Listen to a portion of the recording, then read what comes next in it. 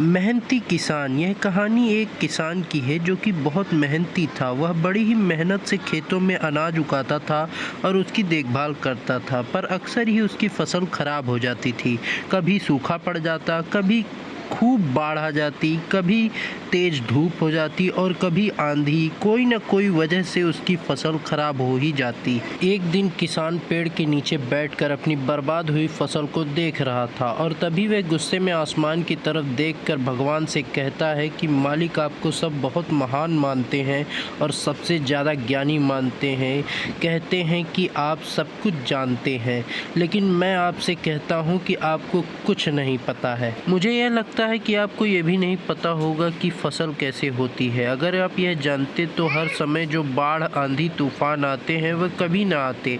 आप नहीं जानते कि किसान को नुकसान उठाना पड़ता है। अगर हम किसानों के हाथों में शक्ति होती कि जैसे चाहे वैसे मौसम हो जाए, तो फिर आप देखते मैं फसल को कितने अच्छे तरीके से उगाता। तभी उतने में ऊपर से आवाज़ आई, ले मैं तुझे ताकत देता हूँ कि आज से तू जैसा चाहे वैसा मौसम करके अपनी फसल को उगा सकता है और अपने फसलों की हिफाजत कर सकता है। एक दो दिन गुजरने के बाद किसान ने फिर से अपने खेत में गेहूं की फसल लगाई। अब किसान के पास तो शक्ति थी, वह जैसे चाहे वैसे मौसम कर सकता है। तो किसान ने आंधी, तूफान और बाढ़ कुछ भी उसने अपने खेत में नहीं आने दिया।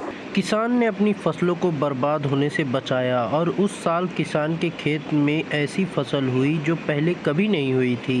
किसान मन ही मन बहुत खुश हो रहा था और साथ ही साथ यह सोच रहा था कि भगवान को बताऊंगा कि इसे कहते हैं शक्ति का सही इस्तेमाल करना। कुछ दिन और गुजरने के बाद फसल काटने के लिए तैयार हो गई। किसान बड़े उत्साह के साथ फसल काटने लगा, पर जैसे ही उसकी नज़र गेहूं की बालियों पर पड़ी तो वह हैरान हो गया, क्योंकि उन बालियों पर गेहूं के दाने ही नहीं थे।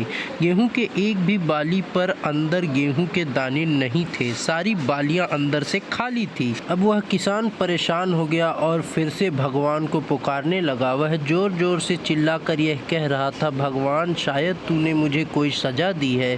तभी ऊपर से आवाज़ आई, मैंने तुम्हें कोई सज़ा नहीं दिया है, बल्कि इसके जिम्मेदार तुम खुद हो।